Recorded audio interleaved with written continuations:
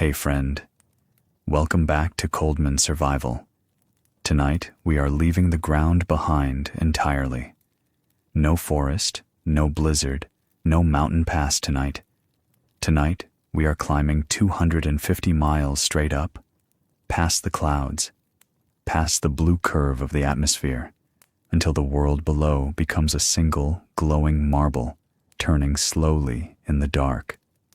Tonight, you are an astronaut, and it is time for you to sleep. Before we drift off together, a quiet thank you to everyone who leaves a comment each night. Some of you write in from the edge of sleep itself, half a sentence trailing off mid-thought before the video even ends. That is, in a strange way, the highest compliment this channel can receive. If you are new here, welcome. Get comfortable, dim the lights, let a fan hum somewhere nearby if you have one, and just let the words carry you. There is nowhere you need to be, and up here, 250 miles above everyone you know, there is no up or down to worry about either. Let us pause for a moment before we begin. Have you ever tried to fall asleep in an unfamiliar bed? In a house that creaks in ways your own house never does? Now imagine that unfamiliar bed has no headboard, no footboard, no mattress at all, and is in fact tethered to a wall so you do not float gently into a bank of switches in the middle of the night. Imagine the sun rising and setting 16 times before your body has even settled into what should be a single, ordinary night. Imagine a low mechanical hum that never stops, not for a second, not for the entire 8 hours you are meant to be resting, because that hum is the sound of the machines keeping you alive. Could you sleep like that? Could anyone? And now, congratulations. You have just floated into your sleeping quarters aboard the International Space Station. You are exhausted in a way that has nothing to do with muscles and everything to do with your inner ear, which has spent the last 16 hours trying and failing to figure out which way is down. There is no down. There has not been a down since the moment your rocket cleared the atmosphere. Your body, built over millions of years for a planet with gravity, is now floating loose inside a metal tube racing around that same planet at 17,500 miles an hour, and somewhere in the next few minutes, you are expected to close your eyes and rest. Let us start at the beginning, which for you means opening your eyes, quite literally, on a version of night that does not behave the way night is supposed to behave. Your cabin is small, smaller than small, roughly the size of a phone booth, if you can still picture such a thing. A narrow upright box just large enough for your body and your sleeping bag, and a few personal items velcroed to the wall so they do not drift away while you rest. There is no window in most crew cabins, which sounds like a loss. But for sleep, it is something closer to a mercy, because through the windows elsewhere on the station, the sun is currently rising for perhaps the 9th or 10th time today, and your body has absolutely no idea what to do with that information anymore. Here is the strange truth of orbit that we are going to sit with for a while tonight. The International Space Station is not simply floating out there, motionless, admiring the view. It is falling, constantly. It is falling around the curve of the Earth so fast that it never actually hits the ground, and that falling, that endless graceful plummet, is what we call orbit. It completes one full circuit of the planet in about 90 minutes. 90 minutes to cross oceans and continents that would take you back on solid ground, the better part of a day to drive across. 90 minutes, and then it begins again. Do the math slowly with me, because slow math is exactly what we want tonight. If one orbit takes 90 minutes, then in 24 hours, the station completes roughly 16 of them. 16 full loops around the Earth. And every single one of those loops brings with it a sunrise, and every single one of those loops brings with it a sunset. 16 sunrises, 16 sunsets, in the space of what you and I would call a single day. Think about what that does to a sleeping body. Down here, we are creatures of light and dark, whether we like to admit it or not. Somewhere deep in your brain, there's a small cluster of cells that has spent your entire life watching for the sun to rise and the sun to set, quietly setting your internal clock by that rhythm, whispering to the rest of your body when it is time to feel alert and when it is time to feel tired. That system evolved across an almost unimaginable stretch of time, tuned specifically to one sunrise and one sunset every 24 hours. It has never once, in the whole history of life on Earth, had to deal with 16. So imagine lying in your narrow cabin, tethered gently to the wall, and through the thin fabric hatch, you can sense that brilliant white light flooding the module outside, because the station has just crossed back into daylight for the 10th time since you woke up. Your body, quietly and without asking your permission, tries to register this as morning. It is not morning. It is, according to the clock strapped to the wall, actually the middle of your scheduled sleep period. But the part of your brain that handles that decision does not read clocks. It reads light. And right now, the light is telling it a story that makes no sense at all. This is, more than anything else, the central problem of sleeping in space. It is not the smallness of the cabin. It is not even the absence of gravity, strange as that is. It is the complete and total collapse of the one signal your body has always trusted to tell it when to rest. Up here, the sun cannot be trusted. The sun rises and sets on its own schedule now, a schedule that has nothing to do with your tiredness, your body, or your need for rest. And so, very deliberately, mission planners on the ground do something almost old-fashioned in response to all this modern strangeness. They ignore the sun entirely. They assign you, and every astronaut before you, a fixed 24-hour schedule, usually kept in Greenwich Mean Time, the same time zone used to coordinate the whole station regardless of which country built which module. Sleep begins at a certain hour. Sleep ends at a certain hour. It does not matter if the sun outside your cabin is blazing directly into the module, or if the earth below has gone fully dark. The clock on the wall, not the light through the window, becomes the only sunrise and sunset that actually matters. It sounds simple when it is said out loud like that. A fixed schedule. Follow the clock, not the sky. But try telling that to a nervous system built across millions of years to do exactly the opposite. Try telling your own eyes, your own skin, your own quietly confused biology that the golden light currently pouring past the hatch means nothing at all tonight. It takes real effort and real time for a human being to make that adjustment.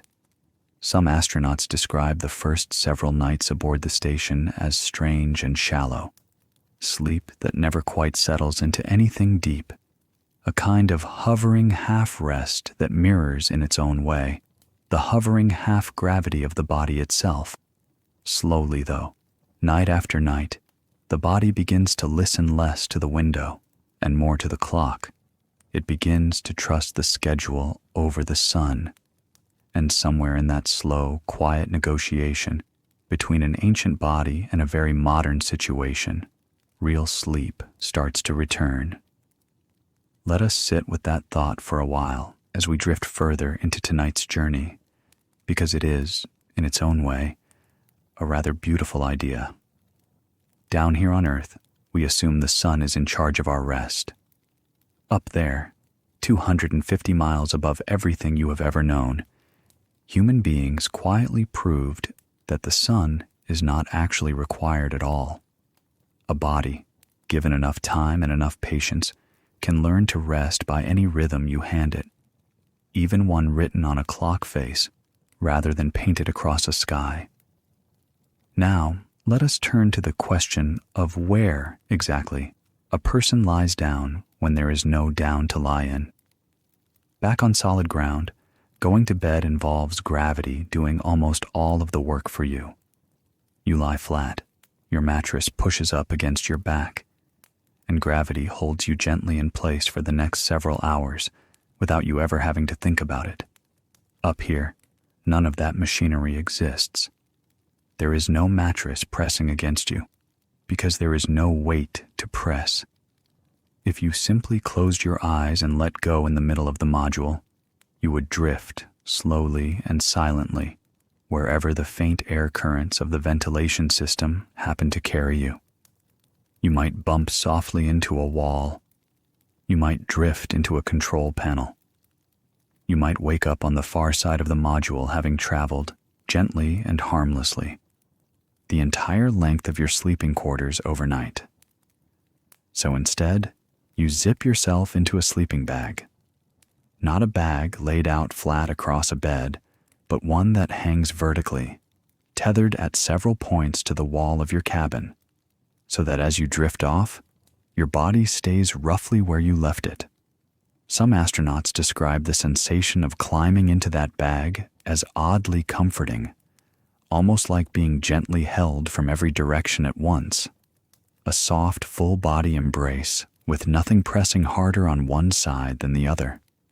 There are no pressure points to speak of, no shoulder digging into a mattress, no hip aching against a firm surface after hours in one position.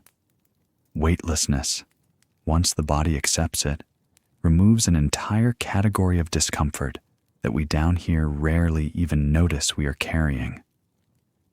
And there is something else worth sitting with, quietly here.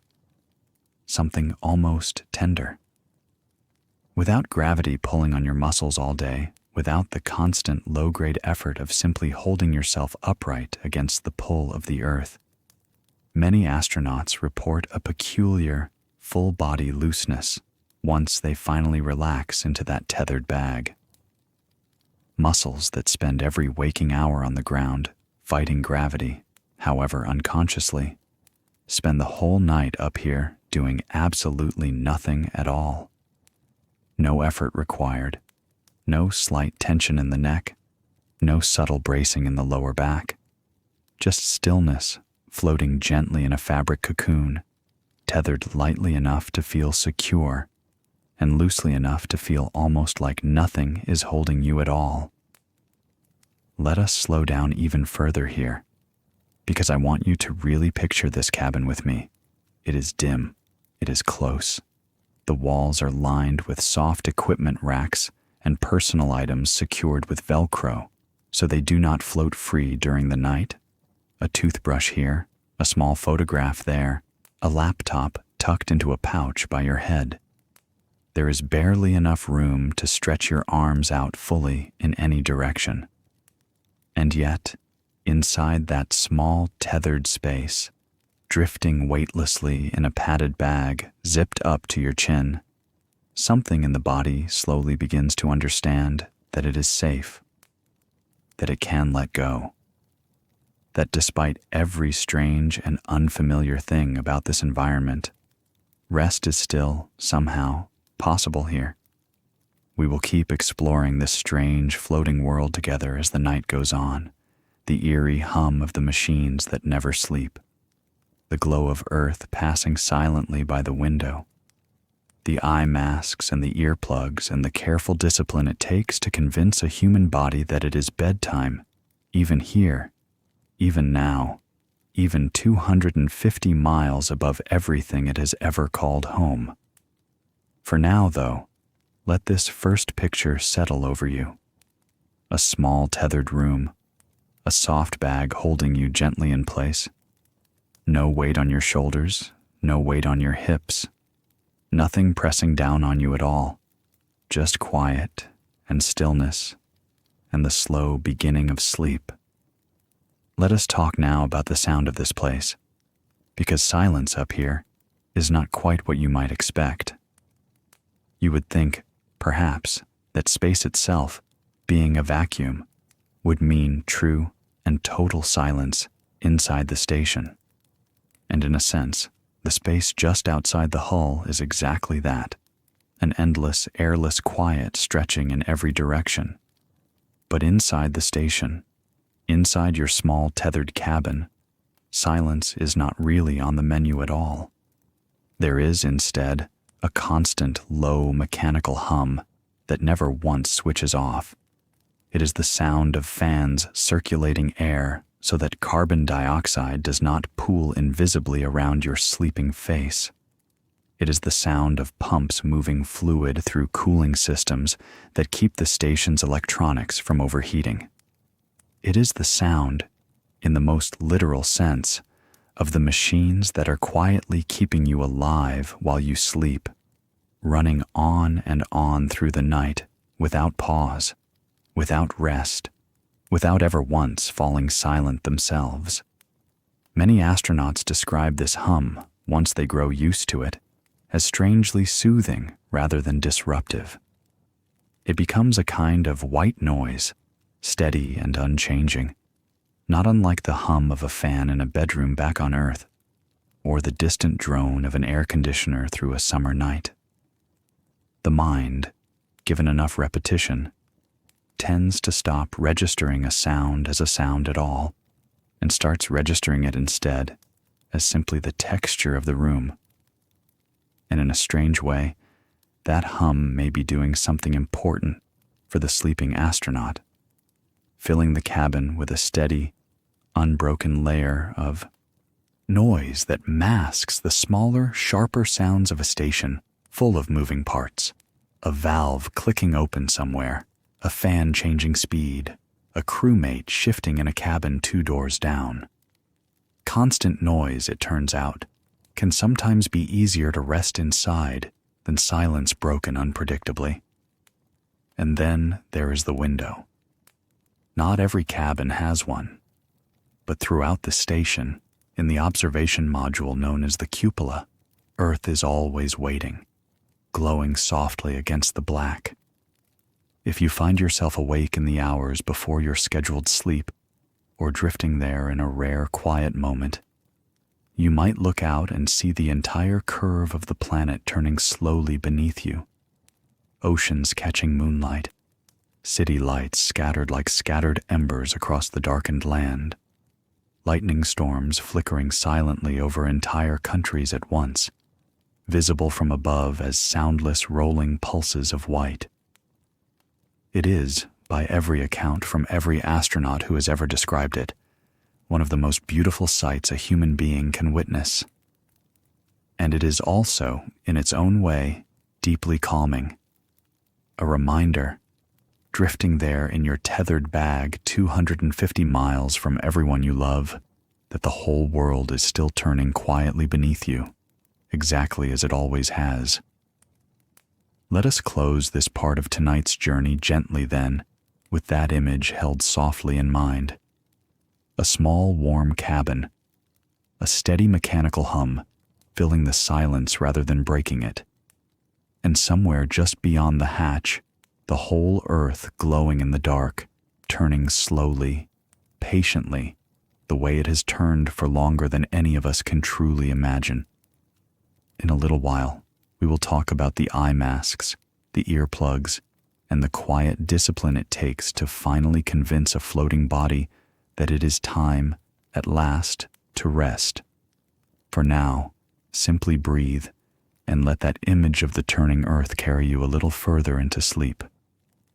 Picture yourself there again, tethered gently inside your narrow cabin, the hum of the station settling around you like a blanket of sound.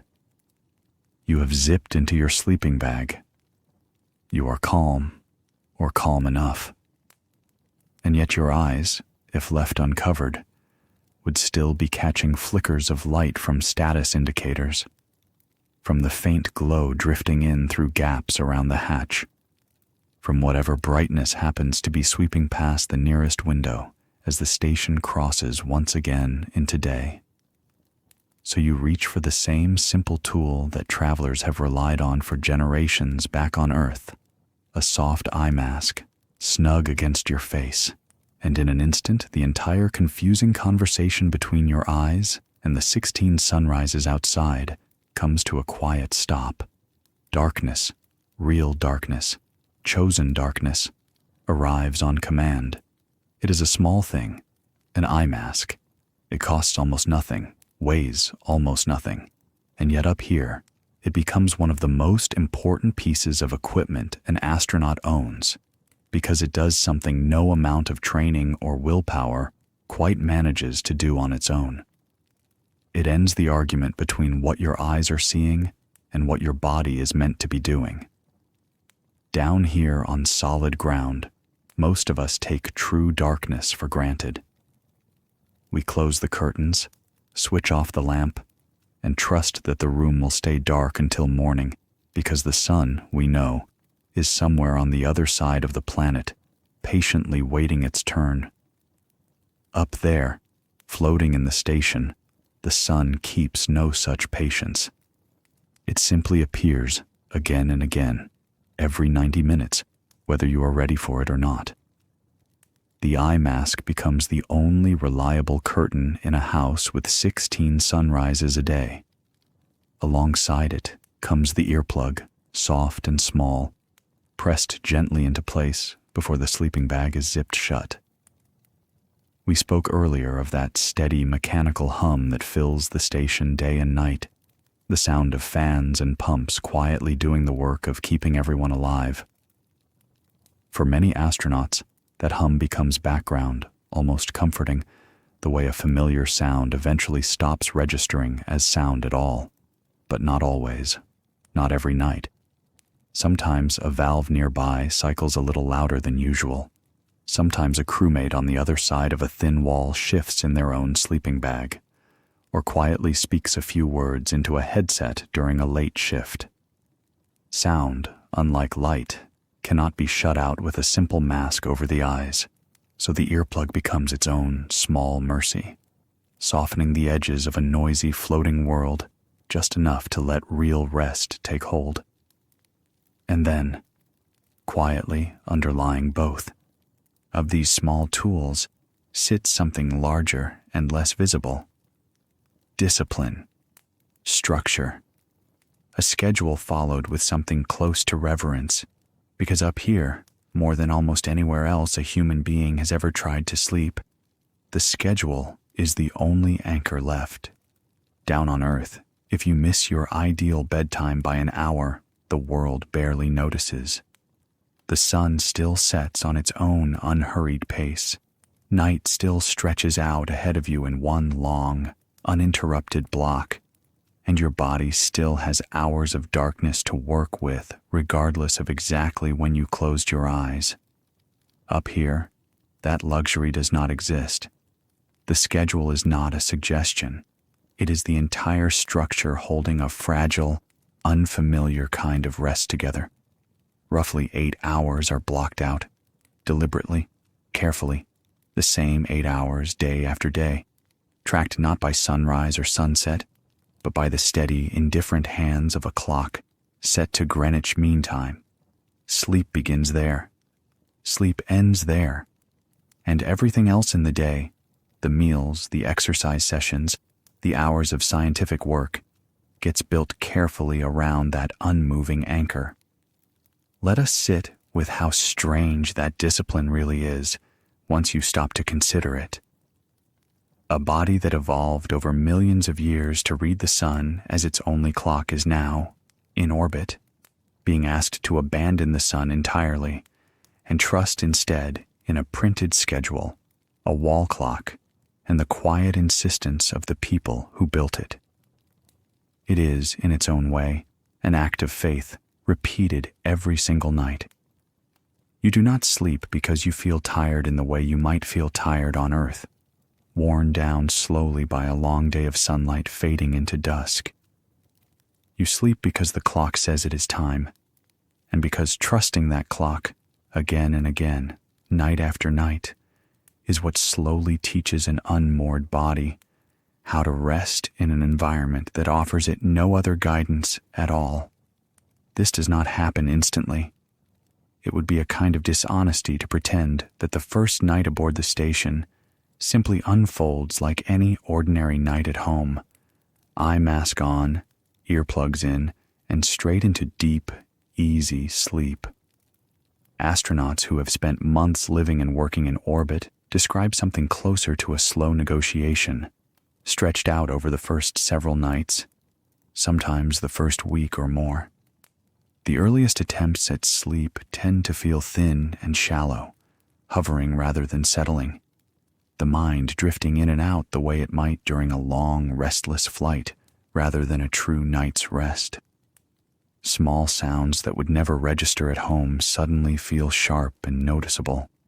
The unfamiliar sensation of floating, rather than lying, takes real time to stop registering as strange. And there is something else, something many astronauts mention almost as an aside, and yet it lingers in the mind once you hear it. Dreams, up there, often arrive more vividly than they do on Earth.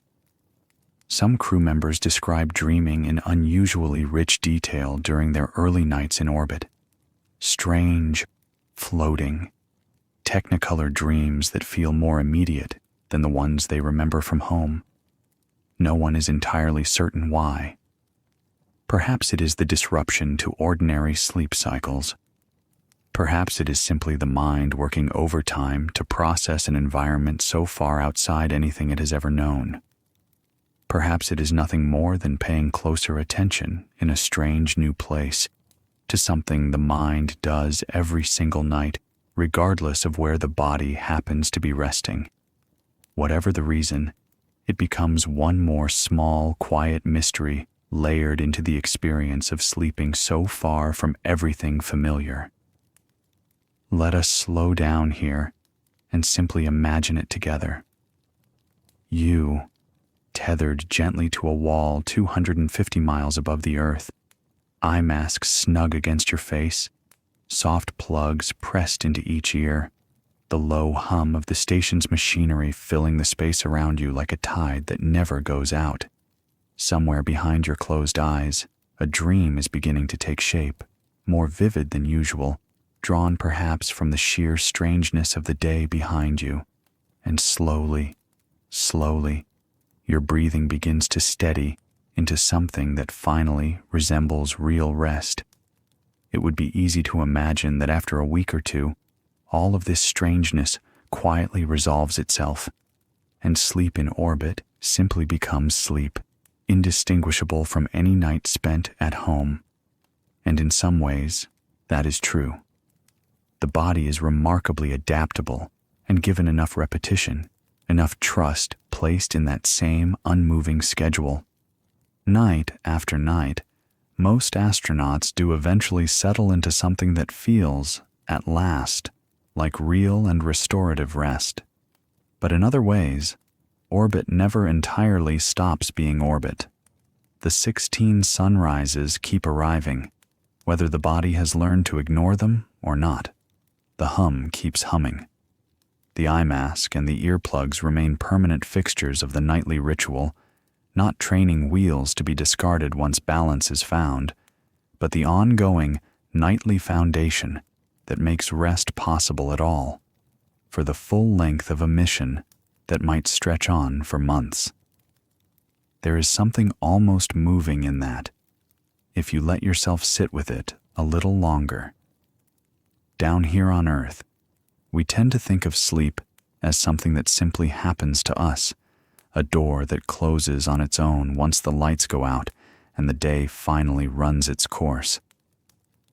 Up there, sleep becomes something closer to a skill, actively built and carefully maintained, night after night, out of nothing more than a soft strip of fabric over the eyes, a small plug pressed gently into each ear, and an unwavering trust in a clock that owes nothing at all to the sun. We will keep going in a little while, further into the ways this floating body slowly adjusts, the odd swelling in the face that comes from fluid drifting upward without gravity to pull it back down, and the surprising, gentle relief that settles into muscles finally free of the weight they carry every single day back on Earth. For now, though, simply picture that small, dim cabin once more, mask on, earplugs in, clock ticking steadily toward morning, whether the sun outside agrees or not. And somewhere in that quiet, floating darkness, a body slowly, patiently, learning how to rest. Let us turn our attention now to something stranger still, something happening quietly inside the body itself, invisible from the outside but deeply felt by nearly every astronaut who has ever spent a night in orbit. Back on Earth, gravity spends your entire waking life pulling fluid steadily downward, settling it into your legs and feet, the way water always seeks the lowest point in a room. You have felt this yourself, perhaps, after a long day on your feet, a faint puffiness around the ankles by evening, fluid that has simply drifted downward all day under gravity's quiet, constant pull. Up in orbit, that pull disappears entirely, and the fluid that would normally settle into your lower body instead drifts upward toward your head and chest, evenly, gently, with nothing left to draw it back down again. The result, in the first days aboard the station, is a subtle but noticeable puffiness in the face, a fuller look to the cheeks, a faint pressure behind the eyes, sometimes described by astronauts as feeling a little like the early stages of a cold without any of the actual illness behind it. Sinuses that would normally drain steadily throughout the day, aided quietly by gravity, now sit slightly congested, and many astronauts report a mild stuffiness that lingers, especially at night, especially in those first uncertain days before the body begins to understand and adjust to its new fluid balance. It is a strange thing to consider, lying there in your tethered sleeping bag, feeling your own face fill out slightly with fluid that has simply forgotten which direction it is supposed to travel. And it adds one more small layer of unfamiliarity to those early nights of orbital sleep. One more reason. Those first attempts at rest feel lighter and more fragile than the deep, settled sleep that eventually follows. The body is not simply adjusting to floating. It is adjusting, quietly and invisibly, to an entirely new internal geography, fluid finding new resting places inside a frame that spent its whole life assuming gravity would always be there to guide it. Given enough time, the body does adapt, the way it adapts to nearly everything eventually. The puffiness eases, the mild congestion fades into the background, and in its place arrives something that a surprising number of astronauts describe with real fondness once they return to Earth and are asked to compare the two kinds of sleep. Because without gravity constantly pulling on every muscle in the body, without the small, unconscious effort of holding yourself upright hour after hour that we down here never even notice we are making, muscles in orbit are finally allowed to do nothing at all. No bracing, no subtle tension carried quietly in the shoulders or the lower back. Just stillness, complete and total, held gently in place by a soft tethered bag rather than by the ceaseless, invisible labor of standing against gravity. We will keep exploring this floating world together as the night goes on, drifting further into how the mind and body slowly, patiently, make peace with an environment they were never built for until rest arrives, quietly and completely, 250 miles above everything familiar. For now, simply let this settle over you, a body adjusting, fluid finding new places to rest, and muscles at last finally allowed to let go entirely. Let us keep drifting forward through this quiet orbiting world and turn our attention now to something we have not yet spoken of at all. Waking up. It sounds like such a small thing, waking up. And yet here, 250 miles above the Earth, even this ordinary, unremarkable moment of every human day carries its own strange texture. There is no gentle light creeping in through a curtain to nudge you gradually awake, because there is no curtain. And the light outside your cabin has already cycled through daylight and darkness more times than you could easily count during the hours you were sleeping. There is no gradual birdsong rising outside a window, no distant sound of traffic slowly filling a neighborhood street. What there is, instead, is a quiet chime, soft and deliberate, piped through the station at exactly the same moment every single day, the same moment tracked faithfully by that unmoving clock set to Greenwich Mean Time, regardless of what the sun happens to be doing at that precise instant. 250 miles above your head, the sun is about to set for the 16th time today. You will not see it from where you are, tucked into your own bed, with your own gravity holding you down against your own mattress. But up there, right now, someone is watching the light change color across the curve of the earth, and in a little while, that same person is going to zip themselves into a bag, strap themselves to a wall, and try to fall asleep while floating. Picture it slowly, because it is worth picturing slowly. There is no ceiling up there in the way you understand a ceiling, and no floor in the way you understand a floor. There is only a metal cylinder turning gently through the black, moving so fast that the whole idea of a day, sunrise to sunset to sunrise again, stops meaning what it has always meant. Inside that cylinder, in a compartment barely bigger than a closet, a human being who spent their whole life sleeping the way you sleep, weight pressing down, shoulders sinking into a mattress, blankets pulled snug by gravity, now has to learn an entirely different kind of rest. No pillow will hold their head. No blanket will stay put on its own. Their arms will drift up in front of their chest the moment they stop paying attention to them, and their body will hover, weightless, 3 inches off the wall they are strapped to, in an environment that never once, not for 1 second of the mission, offers them true stillness. We are going up there tonight. Not literally, of course. You stay right where you are, warm and heavy, and held down exactly the way a body is supposed to be held down. But we are going to drift alongside the astronauts of the International Space Station as their long day winds down, as the station races along at 17,500 miles an hour, fast enough to circle the entire planet in 90 minutes, fast enough to hand its crew 16 sunrises and 16 sunsets in the space of one ordinary Earth day.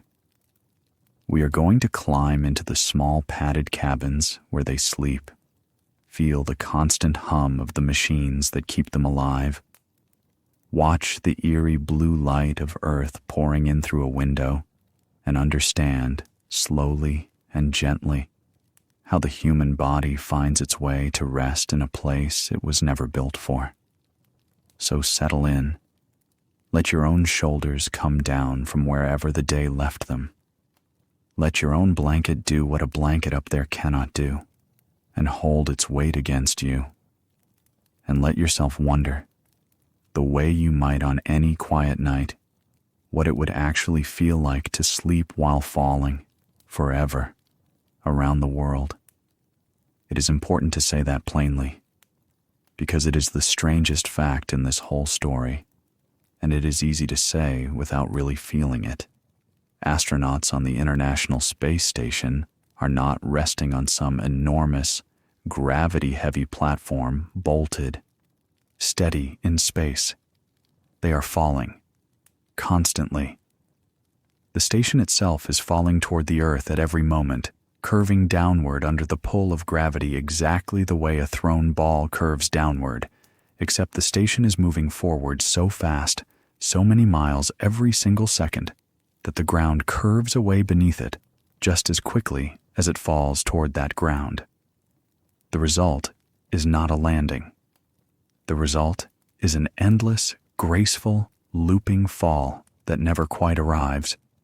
A fall so smooth and so continuous that it stops feeling like falling at all and starts feeling like floating. That is what weightlessness actually is up there. Not an absence of gravity, but a very particular relationship with it, a body and a station falling together, matched exactly, so that nothing inside ever presses down on anything else.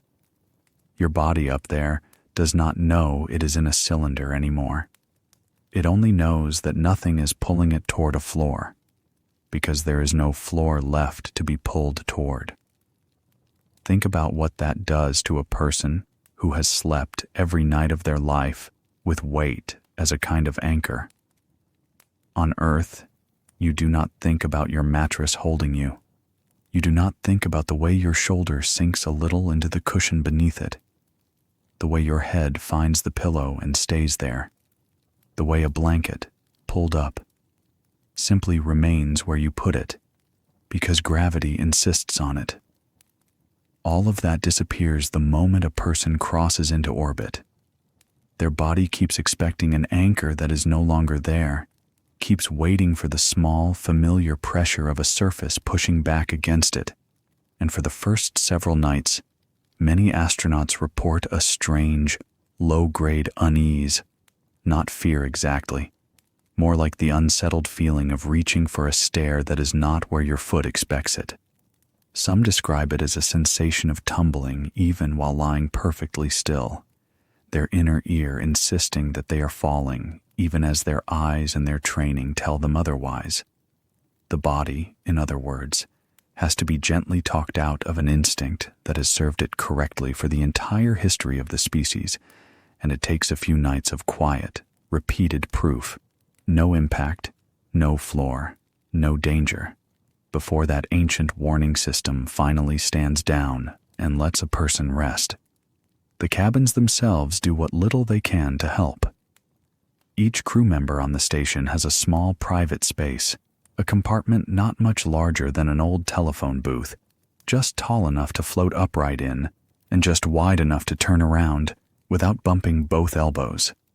The walls are close, deliberately close, because a small enclosed space gives a floating body something to reference, something to feel near, in an environment that otherwise offers nothing but open air in every direction.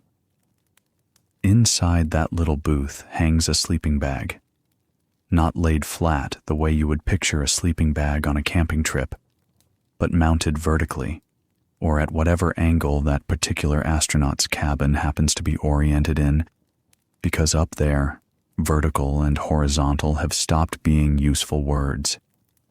The bag itself is tethered firmly to the wall with straps and clips, so that once a crew member climbs inside and zips it shut, their body cannot drift away from that fixed point, no matter how the station turns, no matter how the light outside the window shifts from bright day to sudden black night and back again.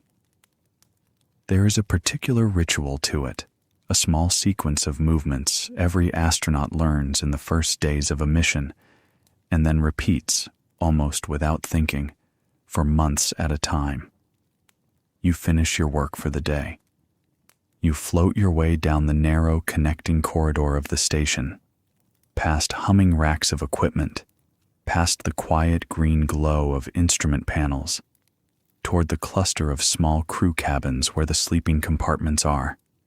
You unzip the bag, climb inside feet first, and pull it up around you, sealing the opening near your shoulders. You reach for the straps, checking that they are snug against the wall behind you, because a poorly secured sleeper does not simply lie still through the night. They slowly drift an inch, then a foot, then far enough to knock gently against the wall or a nearby piece of equipment, waking themselves at 3 a.m. with a soft, confused bump. Once the straps are set, most astronauts tuck their arms inside the bag rather than leave them free, because a body left to its own devices in weightlessness will, without Fail. Let its arms rise up and hover in front of the chest, elbows bent, hands loose, an unconscious posture so consistent among astronauts that ground crews recognize it instantly in photographs. It looks, more than anything else, like the pose of someone mid-shrug, frozen there for hours, and it happens because that is simply where an unsupported human arm settles when nothing is pulling it down.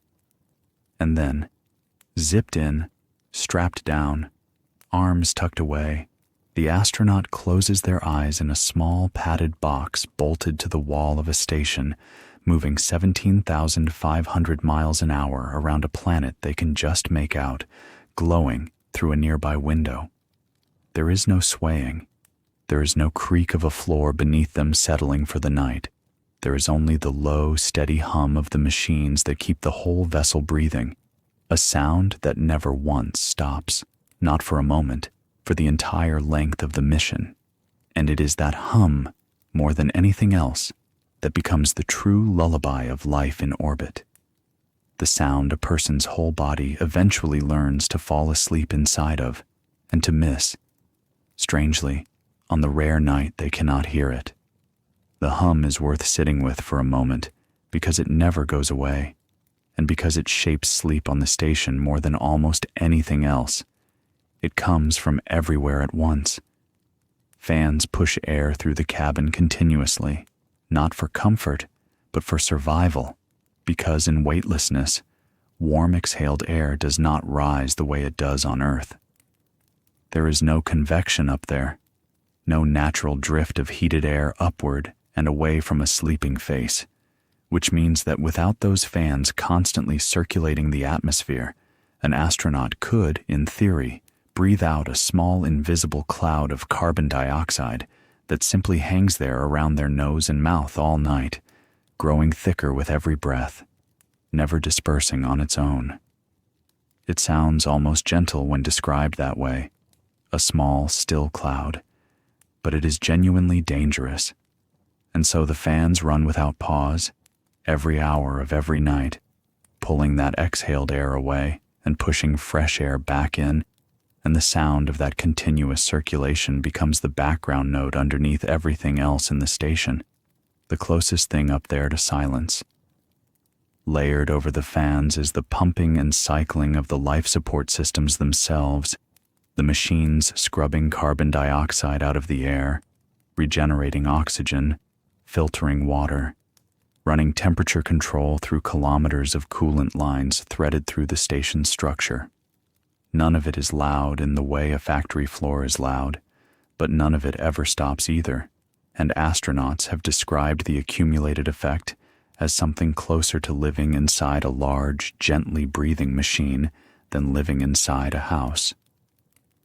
Ground engineers have measured the ambient noise level in different modules of the station, and while it falls within limits considered safe for long-term hearing, it sits noticeably above what most people would call a quiet room back on Earth, somewhere in the range of ordinary conversation, present at every hour, impossible to fully escape. For the first nights of a mission, some astronauts find that hum intrusive, even irritating, a mechanical presence they cannot switch off. But the body adapts, the way it adapts to almost anything given enough repetition, and within a week or two, most crew members report that the hum has folded itself into the background of their attention so completely that they barely register it anymore, at least until it changes pitch, at least until some new vibration or shift in tone reaches their ears in the middle of the night and pulls them instantly, fully awake. Because on a station where nothing is supposed to change without a reason, an altered sound is the surest signal there is that something needs a closer look. Some astronauts choose to layer a small measure of quiet on top of that hum anyway, tucking foam earplugs into place before they zip themselves into the sleeping bag, softening the mechanical breathing of the station down to something more distant, more like weather heard through a closed window than machinery heard from 3 feet away. Others prefer to leave their ears open, finding a strange comfort in the fullness of that sound, a reminder, even half asleep, that the systems keeping them alive are still running, still working, still humming along exactly as they should. Either way, the choice belongs entirely to the individual, one of the very few choices left to a person whose schedule, whose meals, whose very orientation to up and down are all, in one way or another, decided for them by the demands of life in orbit. What almost no one skips, whatever else they decide about earplugs or fans or the particular angle of their sleeping bag against the wall, is the eye mask. And that single small piece of padded fabric turns out to matter more than almost anything else in this whole story, because it is standing between an exhausted human body and a problem that no amount of willpower alone can solve. 16 times over the course of one ordinary Earth day, the station crosses from daylight into darkness and back into daylight again, and each of those crossings happens fast, the transition from bright morning-like light to full black night, taking only a matter of minutes rather than the slow hour-long fade of a sunset on the ground. Without something covering their eyes, an astronaut trying to sleep during what their schedule calls nighttime might find true darkness lasting only 45 minutes before the next orbital sunrise comes pouring in through even a small gap in a window shade, flooding the cabin with light exactly when their body, on however fragile a schedule it has managed to build, is trying its hardest to stay asleep. The eye mask, then, is not a small comfort item up there the way it might be on a long flight back on Earth. It is closer to a piece of survival equipment, a deliberate, engineered darkness that has to be manufactured because the environment itself refuses to provide it naturally. Combined with the low hum of the fans or the soft, blocked-out quiet of a pair of earplugs, that mask creates something the station cannot offer on its own, a small, private pocket of night, built by hand, out of foam and fabric and habit, wrapped around a floating body 16 times removed from anything resembling a normal Earth evening. And it is inside that manufactured darkness, strapped to a wall, arms tucked in, orbiting the planet at a speed that would carry them from New York to Los Angeles in about 9 minutes, that an astronaut finally, gradually, begins to drift toward sleep. But sleep, once it arrives, does not behave the way it behaves on the ground, because the day surrounding it does not behave the way a day behaves on the ground either. This is where the strangeness of orbit reaches all the way down into the oldest clock the human body owns, the one buried deep in the brain that has, for the entire span of human history, taken its timing from a single, dependable cue, the rise and fall of the sun. On Earth, that clock barely has to work at all. Light comes up in the morning, fades in the evening, and the brain, watching that rhythm through the eyes, even when a person is not consciously paying attention to it, adjusts its internal chemistry accordingly, releasing the hormones of wakefulness in daylight and the hormones of drowsiness as darkness falls. It is a system so old and so deeply wired that it barely needs instructions. It only needs a sun that behaves the way suns are supposed to behave, rising once and setting once over the course of about 24 hours. Up on the station, that sun rises and sets 16 times before a single Earth day has finished passing. Every 90 minutes, more or less, the crew crosses the line between full sunlight and full darkness, and every 90 minutes after that, they cross back again. From the cupola, the 7-windowed observation module that looks directly down on the planet, a crew member can watch an entire sunset compress itself into a matter of seconds, the golden light along Earth's curved edge flaring bright orange, then a deep, saturated red, then fading to a thin blue line before the black rushes in completely. It is, by every account anyone has ever given of it, breathtaking. It is also for a body trying to keep a steady rhythm of rest and wakefulness, close to useless as a timekeeping signal, because a brain cannot build a stable 24-hour rhythm around a light source that changes its mind 16 times a day. So the ancient system has to be quietly overridden, and it is overridden almost entirely by engineering rather than instinct. The windows of the crew cabins can be covered with shades thick enough to block out the wrong kind of light entirely, turning what would otherwise be a chaotic strobe of day and night into a single, controllable darkness whenever the schedule calls for sleep. Inside the main working areas of the station, the lighting itself has in recent years been engineered specifically with this problem in mind, shifting in color temperature across the course of the working day, cooler and bluer during hours meant for alertness and focus, warmer and dimmer as the scheduled evening approaches, an artificial sunset built out of LEDs rather than atmosphere, designed to nudge the crew's internal clock toward the rhythm printed on their daily timeline rather than the rhythm flashing past the window.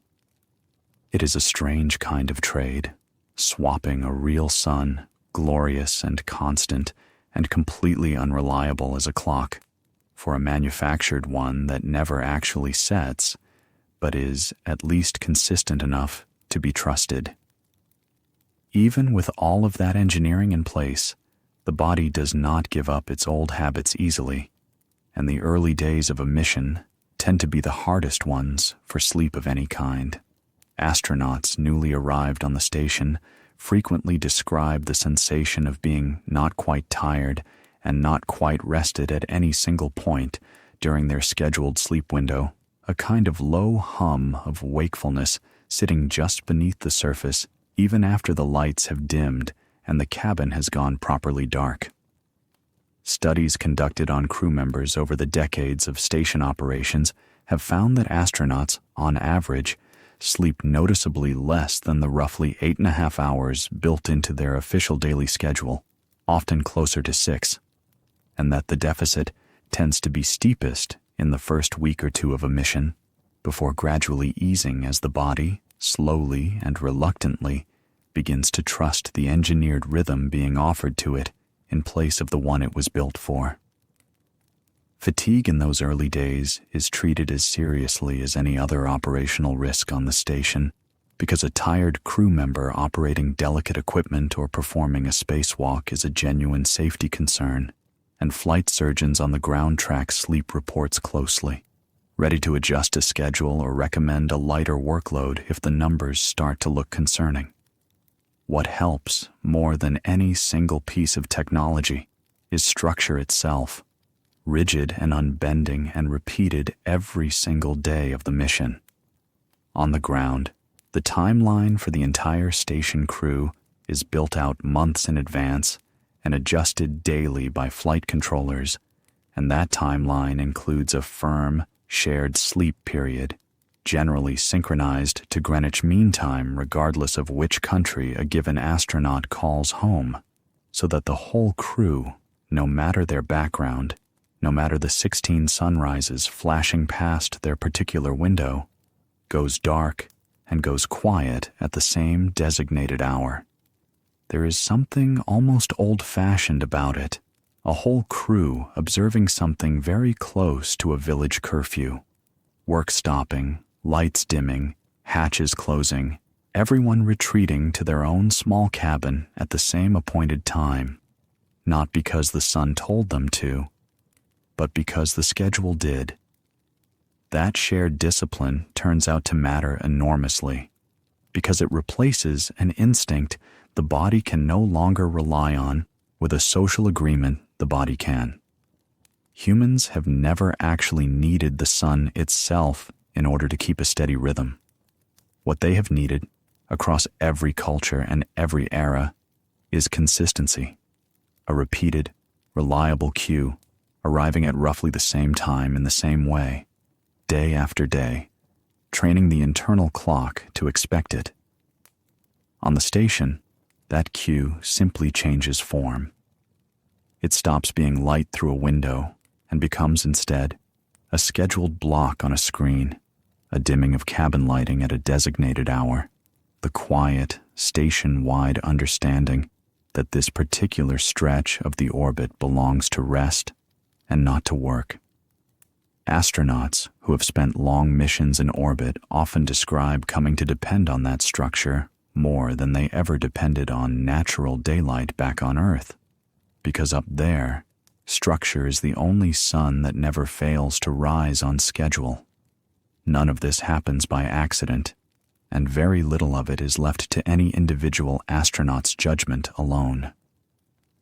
Behind every sleep period on the station sits a quiet, ongoing collaboration between the crew in orbit and the flight controllers on the ground, and that collaboration is, in its own understated way, one of the more remarkable parts of this whole story.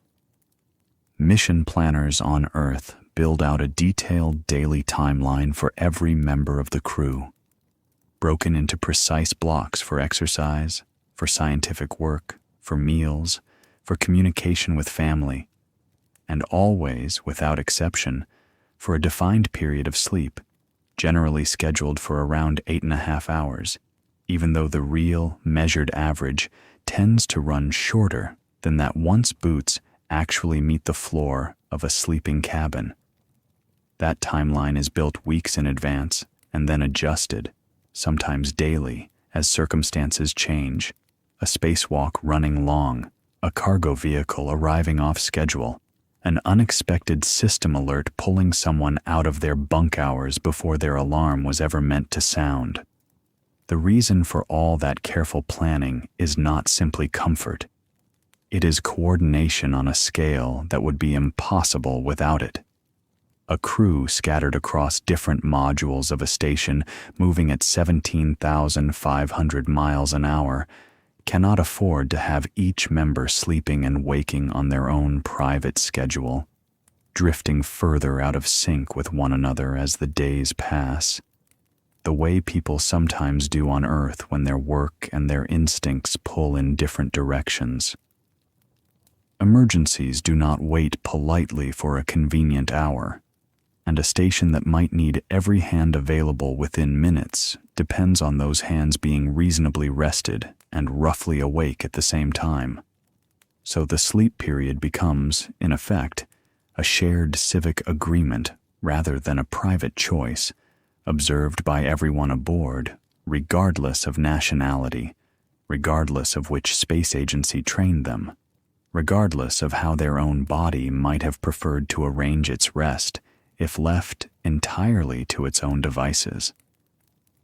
Ground controllers watch this rhythm closely, from mission control centers scattered across the planet, tracking not only whether the crew is meeting its sleep targets, but how well rested each individual appears to be handling the physical and mental demands of the day ahead.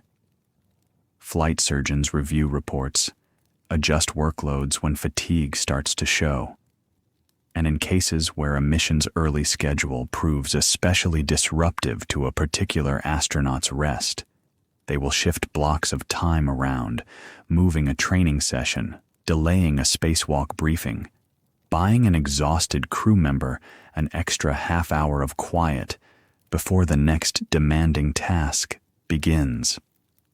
It is, in its own way, a strange kind of care delivered across 250 miles of empty space, engineers and doctors on the ground, quietly looking after the rest of people they may never meet in person, guided only by data streaming down from monitors and questionnaires, and the honest, sometimes weary reports the astronauts themselves send back down describing how the night actually went.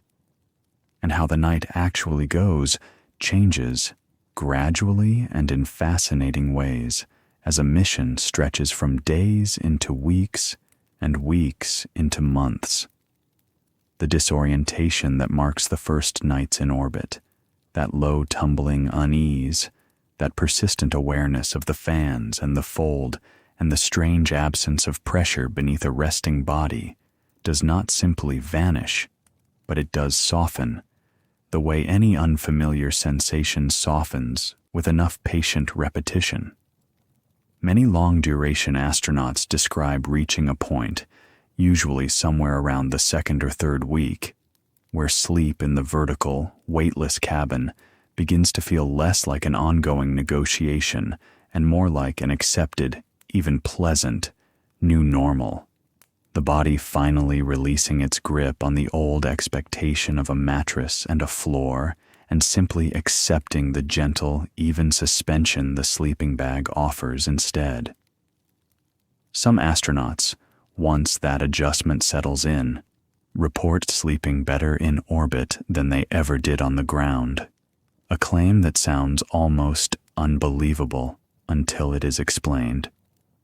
Without gravity pulling a body downward against a mattress all night, there is no pressure building on a hip or a shoulder, no need to shift and roll and search for a more comfortable position the way a person on Earth does dozens of times before dawn without ever fully waking to notice it. The weightless body, once strapped securely in place, simply floats, evenly supported everywhere at once.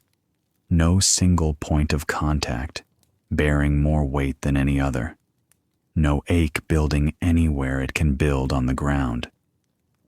For some crew members, that turns out to be the closest thing to physically perfect rest they will ever experience. An entire night spent suspended in an even gentle hold, with nothing at all pressing back. There is a cost to it, though, even in that easeful floating, and it shows up not in the ache of a shoulder, but in the shape of a face. Fluids in the human body, blood and the clear fluid that surrounds the brain and spine, are normally pulled downward by gravity throughout the day, settling more heavily in the legs and lower body the way water settles at the bottom of a container. In weightlessness, that pull disappears entirely, and those fluids drift instead toward the upper body and the head, gathering there in a way they never would on the ground. The visible result is a puffiness astronauts notice almost immediately upon reaching orbit, faces rounder and fuller than they appear in a mirror back home, sinuses often carrying a low, persistent fullness that feels remarkably similar to the first stuffy stages of a common cold. Many astronauts describe waking night after night with that same faint congestion, a thickness behind the eyes and across the bridge of the nose that never quite clears the way a cold eventually does, because the cause of it is not an illness passing through the body, but simply the ordinary physics of fluid with nothing left pulling it downward. It is a strange thing to carry into sleep, that constant low fullness in the head, and flight surgeons have studied it closely over the decades of long-duration missions, tracking it alongside broader questions about pressure inside the skull and possible effects on eyesight over many months in orbit. For most astronauts, the sensation settles into background noise within the first couple of weeks, another one of the body's slow, grudging adjustments to an environment that keeps rewriting rules it spent a lifetime memorizing. They learn to sleep through it the way they learn to sleep through the hum of the fans and the strange lightness of arms floating free above the chest, filing it away as simply one more feature of rest in orbit rather than something to fight against each night. And then there is the window. Not every crew cabin has one, but the station itself does, most spectacularly in the cupola, that cluster of 7 angled panes built specifically so that a person floating inside it can look almost directly down at the whole curved Earth passing silently beneath them. It is, by nearly universal account from everyone who has ever spent real time up there, the single most affecting sight available anywhere on the station, and it sits, quite deliberately, right at the edge of the daily schedule that is supposed to be steering everyone towards sleep. An astronaut finishing the last tasks of a long working day can drift down to the cupola, brace themselves lightly against the frame, and simply watch. City lights strung out like scattered embers across a dark continent, lightning storms flickering silently inside distant clouds with no thunder ever reaching the ears to explain them. The thin, glowing blue line of the atmosphere itself curving along the planet's edge like something almost too fragile to be real. It is easy, from that vantage point, to lose track of time entirely, and many astronauts admit, a little sheepishly, to doing exactly that, staying at the window for another orbit, and then another, watching sunset after sunset flare and fade along the curve of the Earth long after the schedule quietly suggested they ought to be zipped into their sleeping bag instead. There is a particular kind of discipline required to eventually pull away from that window, to leave the glowing, silent planet turning below, and retreat instead to a small padded cabin with nothing to look at but the inside of an eye mask. And more than one astronaut has described that short walk back to the sleeping compartment as the hardest few steps of the entire day, trading the most beautiful view any human being has ever had access to for the plain, necessary business of rest. But rest wins out, night after night, because it has to. A crew that stays up chasing sunsets indefinitely is a crew that will not have the focus or the steadiness required for the demanding, sometimes dangerous work the following day inevitably brings. Whether that is a delicate scientific experiment, a repair conducted in the vacuum outside the station's hull, or simply the accumulated toll of thousands of small daily tasks that keep a spacecraft and its crew alive. So the eye mask goes on, the straps get checked, the arms tuck in, floating loosely inside the sealed bag, rather than out in the open cabin air. And somewhere behind that padded fabric, in the manufactured dark, with the fans humming their endless quiet work, and the Earth still turning, unseen now, just beyond the wall, sleep finally, gradually, arrives. It is worth sitting for a moment at the close of all this, with just how strange and how ordinary that whole nightly process really is at the same time. Strange, because almost nothing about it resembles what your own body expects from rest. No mattress, no true stillness, no single sunset to mark the day's end, but 16 of them, arriving and vanishing again before a person can properly finish admiring one. A face slightly swollen with fluid that has nowhere left to settle, arms that drift upward on their own, held only by the loose fabric of a bag strapped to a wall, and yet ordinary too, in a way that matters just as much, because underneath every strange detail sits the same plain, ancient human need that has never once changed, not in orbit, not anywhere. A tired body wants quiet, a tired mind wants dark. A person, wherever they happen to be floating, wants the simple reassurance of being held steady enough, long enough, to finally let go. Adaptation, though, never arrives the same way twice, and one of the quieter truths researchers have gathered across decades of orbital missions is just how differently individual bodies respond to all of this. Some astronauts settle into the rhythm of weightless sleep within days, describing an almost immediate sense of ease once the first disorientation passes, their bodies apparently willing to trust the sleeping bag and the straps and the hum far sooner than average. Others carry a low undercurrent of restlessness for weeks, waking more often through the scheduled sleep period, reporting mornings that feel less refreshed than the 8.5 hours on the timeline would suggest they should. Flight surgeons have learned not to treat this variation as a problem to be solved uniformly, but as something closer to an ordinary human range, the same way people on the ground differ in how easily they adjust to a new mattress, a new city, a new time zone after a long flight. What helps almost everyone, regardless of where they fall on that range, is small personal ritual. The same handful of habits repeated in the same order each night. The same route down the corridor, the same sequence of straps checked, the same eye mask pulled into place at the same rough hour. On a station where almost nothing outside the body behaves the way Earth trained it to expect.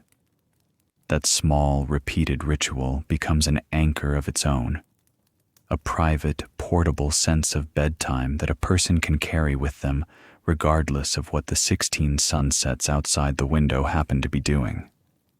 Dreams themselves add one more strange layer to all of this, and astronauts who have kept careful track of their own sleep across long missions offer some of the most quietly fascinating accounts in the entire history of spaceflight. Many report that their dreams in the early days of a mission are dominated, almost comically, by Earth itself. Ordinary scenes of walking down a familiar street or sitting at a family dinner table, gravity present and unremarkable in every frame the way it always has been, as if the sleeping mind has not yet caught up with what the waking body has already had to accept. As missions stretch on, some astronauts notice their dreams beginning to shift, weightlessness creeping into the imagery itself, floating replacing walking, rooms without a clear floor or ceiling, standing in for the ordinary architecture dreams usually borrow from daily life. It is a small, unverifiable, deeply human detail, gathered mostly from personal journals and casual conversation rather than rigorous instrumentation. But it points at something real underneath all the engineering and scheduling this story has spent so long describing, that the mind, just like the body, is quietly renegotiating its oldest assumptions up there, one night at a time, for as long as the mission lasts. So somewhere above you tonight, as your own blanket does the ordinary, gravity-assisted work of staying exactly where you put it, someone is drifting off inside a small padded room with no floor beneath them at all, held in place by nothing more than a few straps and a great deal of quiet trust, circling the planet once every 90 minutes while they sleep. 16 sunrises still waiting to happen before their alarm finally sounds. And in the morning, or in whatever the schedule has decided morning means up there, they will unzip that bag, and the whole crackling, humming, wide-awake business of life in orbit will start again. But for now, for these few hours, let them rest, and let yourself do the same. Sleep on the station does not begin at the moment the eye mask goes on. It begins hours earlier, in a windowless corner of the station fitted out with a stationary bike, a treadmill strapped down with bungee harnesses instead of ordinary weight, and a strange, silent resistance machine that uses vacuum cylinders instead of iron plates to make a body work hard against nothing at all. Every astronaut on board spends roughly 2 hours of every single day in that small exercise area, not as an option, not as a wellness suggestion, but as one of the most tightly enforced items on the entire daily schedule, because without it, the human body in weightlessness begins losing bone density and muscle mass at a rate that would leave a returning astronaut dangerously weak, sometimes unable to stand unassisted after even a few months away from gravity's steady daily demand. The treadmill straps a runner down against the belt with a harness pulling them toward the surface with something like their own body weight, so that pounding feet still meet resistance the way they would on Earth. The bike works much the same way, pedaled hard against real resistance, sweat beading up and clinging stubbornly to the skin instead of dripping away, drifting off instead in small floating globules that have to be caught and wiped before they can drift into a piece of equipment. That 2 hours of hard, sweat-soaked effort turns out to matter enormously for what happens later, when the lights dim and the sleeping bags come out. A body that has genuinely worked, muscles fatigued in the honest physical way exercise fatigues a body anywhere, arrives at its scheduled sleep period carrying at least one familiar, reliable signal that Earth has always used to call a person toward rest. The plain tiredness of a body that has been pushed and now wants to recover. In an environment stripped of so many of the ordinary cues that used to arrive automatically, that manufactured exercise-earned tiredness becomes one of the few remaining threads connecting sleep in orbit to sleep, as the body has always understood it. Astronauts have spoken about timing their workouts deliberately with this in mind, scheduling the most demanding sessions for later in the day, specifically because the physical exhaustion that follows makes the eventual transition into the sleeping bag feel less like an artificial exercise in discipline and more like the honest, earned rest a hard day's labor has always produced, going all the way back to long before anyone imagined leaving the ground at all. There is a rhythm to the whole evening built around this idea, a slow winding down that mission planners have refined across decades of missions, learning through long trial and error exactly how to walk a crew gently from the demands of a working day into something resembling calm. After the exercise session ends, there is time set aside for a proper meal, food warmed in a small oven built into the galley area, packets and trays anchored to a table with Velcro so they do not simply float away mid-bite, the crew gathering together in whatever open space the station offers, sharing a meal the way people have always shared meals, trading stories about the day's work, laughing at some small mishap, talking over the low, constant hum of the machines around them. It is, by every account, one of the most cherished parts of the daily rhythm. A small, deliberate pocket of ordinary human company built into a schedule that otherwise keeps every hour accounted for and assigned. After the meal comes a stretch of personal time, unstructured in a way almost nothing else on the timeline is, and it is here that astronauts do the quiet, private work of easing themselves the rest of the way toward sleep. Many use this window to call home, floating near a laptop bolted to a wall, watching a delayed video feed of a spouse or a child going about an ordinary evening on the other side of the world, or the other side of an orbit, depending on how you want to measure the distance. These calls carry a particular tenderness precisely because of how strange the gap between the two conversations really is. One person sitting at a kitchen table under the pull of gravity that has held every generation of their family in place, the other floating gently in front of the camera 250 miles overhead, sometimes drifting slightly out of frame mid-sentence before catching a nearby handhold and pulling themselves back into view.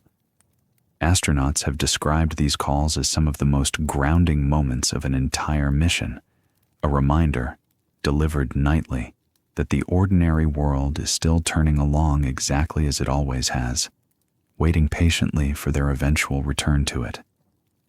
Others spend that same window with a small, carefully chosen collection of personal items, the kind of modest, sentimental cargo every astronaut is permitted to bring along on a mission, tucked into a small bag velcroed to the wall of their sleeping cabin. A photograph of family, printed small and light, because every gram of cargo on the way to orbit costs a genuine fortune to launch. A worn paperback book, its pages held shut with a rubber band so they do not drift open and scatter mid-read. A small stuffed animal belonging to a child back home, floating gently at the end of a short tether, turning slowly in the recycled air of the cabin, like a tiny, patient companion keeping watch through the long orbital night. These objects do work that is hard to measure, but easy to understand. Small, fixed points of ordinary Earth life carried into an environment that otherwise offers almost nothing familiar, something for a tired mind to rest on for a few minutes before the eye mask finally comes down and the cabin goes properly dark.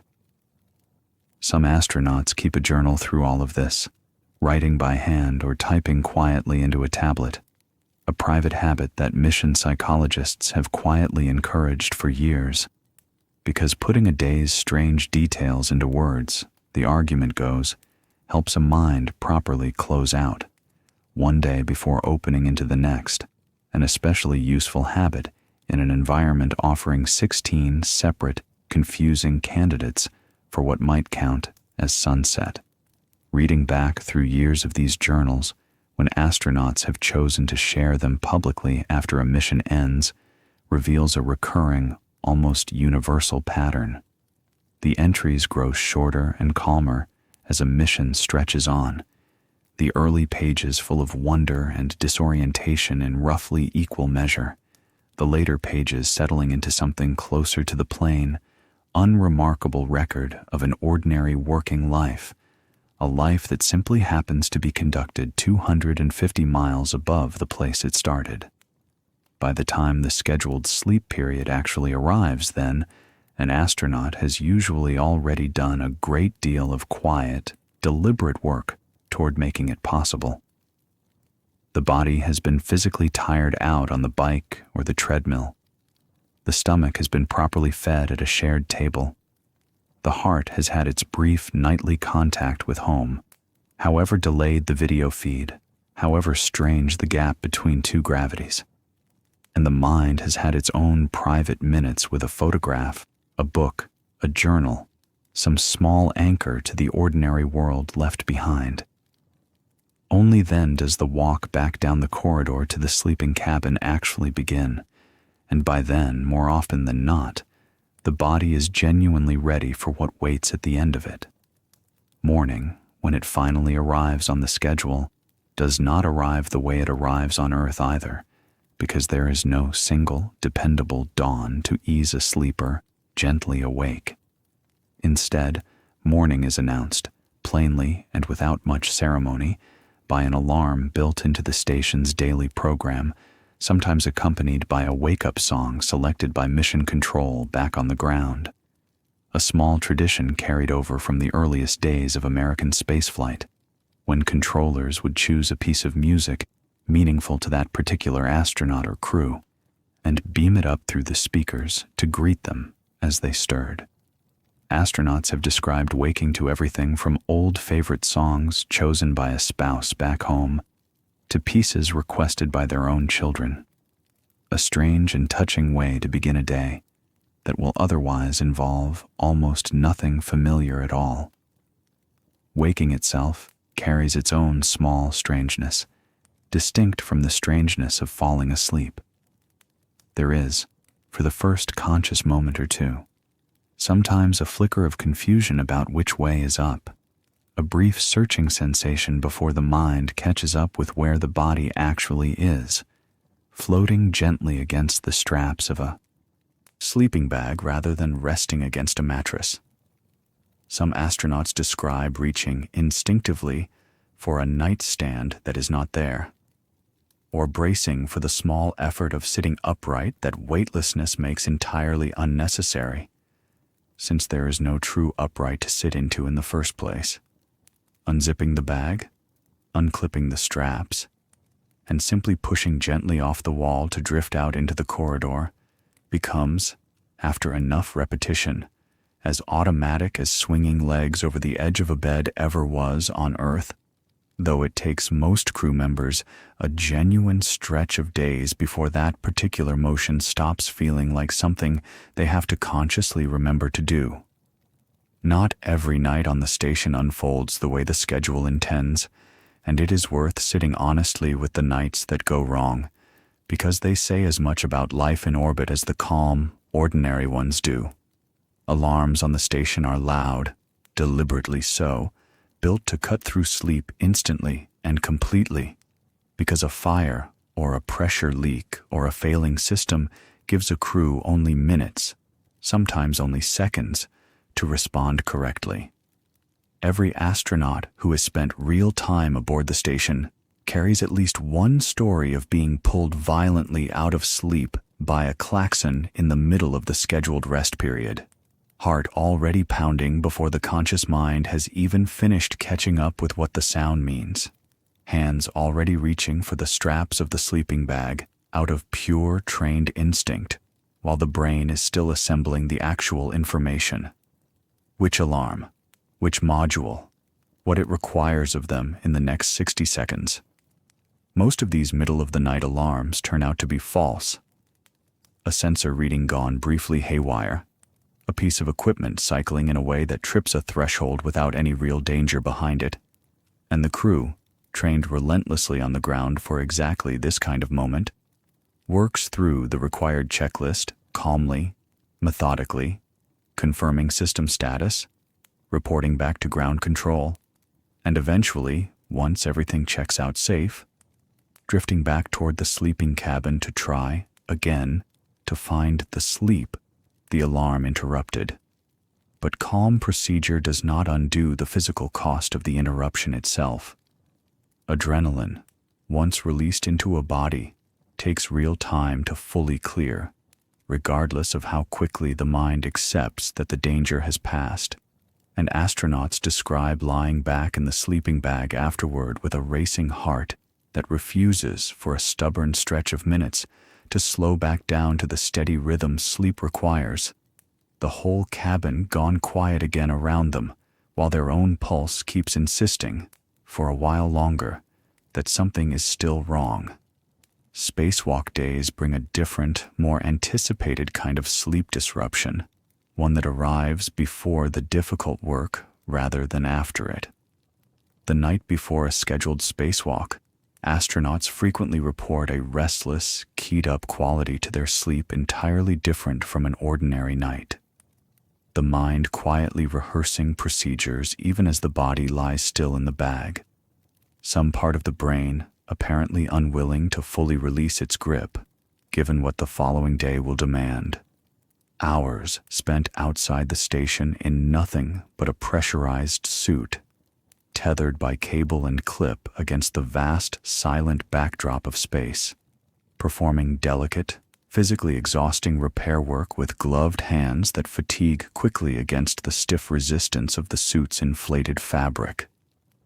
Flight surgeons watch these pre-spacewalk nights closely, aware that a poorly rested astronaut heading into that kind of demanding, genuinely dangerous work carries real additional risk, and schedules are sometimes deliberately lightened the day before a spacewalk specifically to protect whatever sleep can still be gotten. One more example of how seriously the whole operation treats rest, not as comfort, but as a genuine safety requirement running underneath everything else the mission does.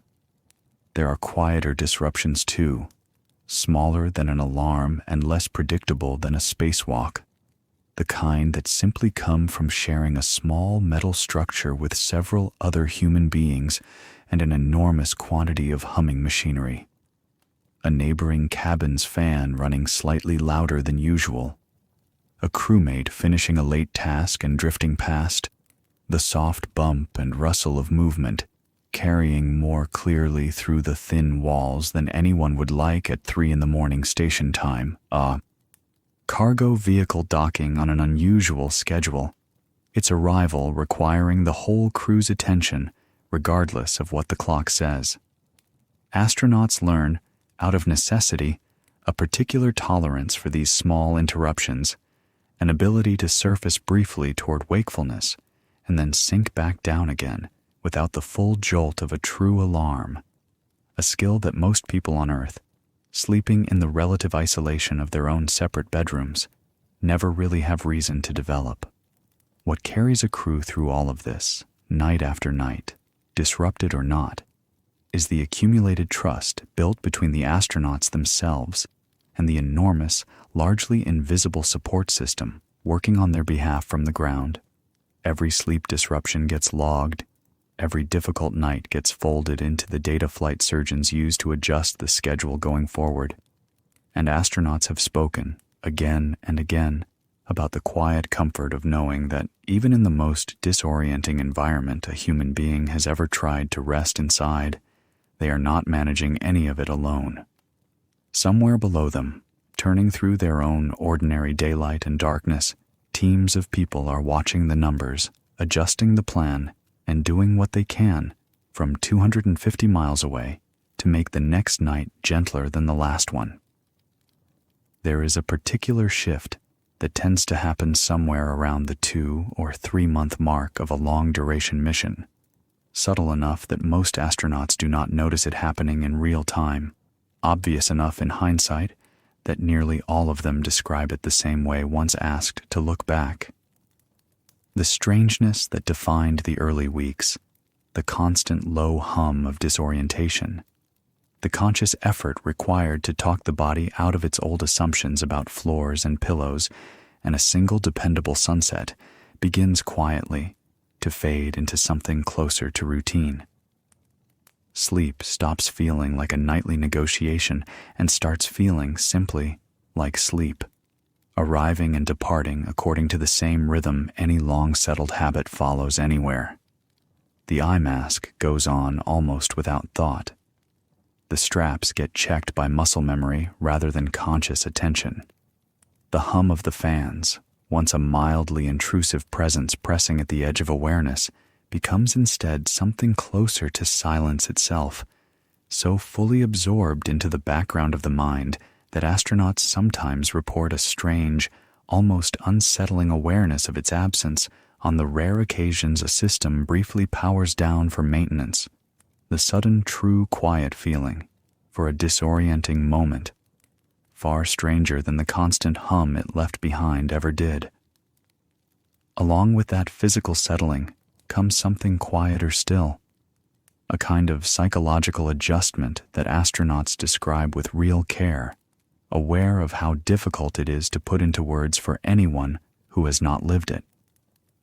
The isolation of the station, small crew, vast empty distance from every other living person on the planet does not disappear as a mission stretches on, but it does change shape, softening from something sharp and occasionally frightening in the early days into something closer to a settled, almost companionable solitude, particularly during those quiet late hours before sleep when the working day has ended and the corridor has gone still. Some astronauts describe those particular hours as the ones they have come, unexpectedly, to treasure most across a long mission, a small pocket of genuine quiet inside an existence otherwise defined by constant purpose and constant observation, whether from cameras, from instruments, or from the attentive, caring watch of the ground crews far below. And running underneath all of it, growing slightly stronger with each passing week, sits a quiet awareness of the return still waiting at the end of the mission, the eventual reacquaintance with gravity that every long-duration astronaut knows is coming and cannot fully prepare for no matter how much they might try. The body that has spent months learning to trust an evenly distributed, weightless kind of rest will, upon landing, have to relearn almost overnight what it once knew instinctively, that a mattress presses back, that a pillow holds real weight, that an arm left unsupported will fall rather than simply hover in place. Astronauts returning from long missions often describe those first nights back on the ground as strange in an almost inverted way from their first nights in orbit. Gravity itself, now feeling like the unfamiliar presence, heavy and insistent, a body relearning the plain, ordinary miracle of simply lying down and being held in place by nothing more than the world it was born into. Thirst does not disappear in orbit any more than tiredness does, and the last hour before sleep carries its own small, careful ritual built around water, one that looks almost nothing like reaching for a glass on a bedside table back on Earth. There are no open glasses anywhere on the station, no cups left standing on a counter to be sipped from absent-mindedly, because any liquid poured freely into the air of a weightless cabin will not sit obediently inside its container the way it does under gravity. It will break apart instead into small trembling globules, drifting wherever the ventilation happens to carry them, catching the light strangely as they tumble past a crew member's face, eventually finding their way into some seam of equipment where water is very much not wanted. So astronauts drink from sealed pouches instead, squeezing water or juice or reconstituted tea through a straw with a valve at the end that closes the moment lips release it. A small, deliberate engineering solution to a problem no one on Earth ever has to think about. The simple business of a mouth meeting a drink. Caffeine gets treated with real seriousness in the hours approaching the scheduled sleep period, and mission nutritionists on the ground pay close attention to when and how much of it a crew member consumes across the working day. Coffee and tea are both available on the station. Warmed pouches squeezed carefully to avoid the same drifting droplet problem as any other liquid. And many astronauts describe a genuine fondness for the ritual of a warm drink held between gloved or bare hands during a quiet stretch of personal time. The warmth itself, transmitted straight through the thin walls of the pouch, offering a small physical comfort that has very little to do with taste and everything to do with familiarity. But that same coffee, taken too late in the day, carries the same disruptive power up there that it carries anywhere else. Perhaps even more so in an environment already working against the body's natural drowsiness in so many other ways. And so, the unofficial rule among most long-duration crew members is a firm cutoff several hours before the scheduled sleep period. Caffeine reserved for the working hours and quietly set aside once the exercise session and the shared evening meal signal that the day is beginning, deliberately to wind down. Herbal tea, caffeine-free and warm, often fills the space caffeine leaves behind in those final pre-sleep hours. And more than one astronaut has spoken about the almost disproportionate comfort a small pouch of chamomile or peppermint tea can offer at the end of a long, demanding day spent floating through corridors and running experiments and troubleshooting whatever small mechanical complaint the station has decided to raise that particular afternoon. It is, in its own modest way, one more thread connecting life in orbit back to the plainest, oldest human habits. A warm drink held quietly in the hands as the body signals gently that it is nearly ready to rest. The same small ritual repeated in kitchens and cabins, and now, remarkably, in a metal cylinder circling the Earth 16 times a day. Temperature plays its own quiet role in all of this, and it is a more delicate balancing act aboard the station than most people would ever guess. The station's climate control systems work hard to keep the internal air within a comfortable range, but that range is not uniform throughout every corner of every module. And crew members quickly learn which parts of the station run warmer, closer to humming banks of equipment that give off their own steady heat, and which corners run noticeably cooler, tucked farther from those same heat sources or nearer to the station's exterior hull, which itself swings through wild temperature extremes outside as the spacecraft alternates between raw, direct sunlight and the deep cold shadow of Earth's own bulk 16 times over the course of a single day. A cabin positioned unluckily can run several degrees warmer or cooler than a neighboring one only a few feet away. And astronauts learn, through simple trial over the first days of a mission, how many layers their own particular sleeping spot actually calls for. Most crew members sleep in simple, soft clothing, something close to what anyone might wear to bed on the ground.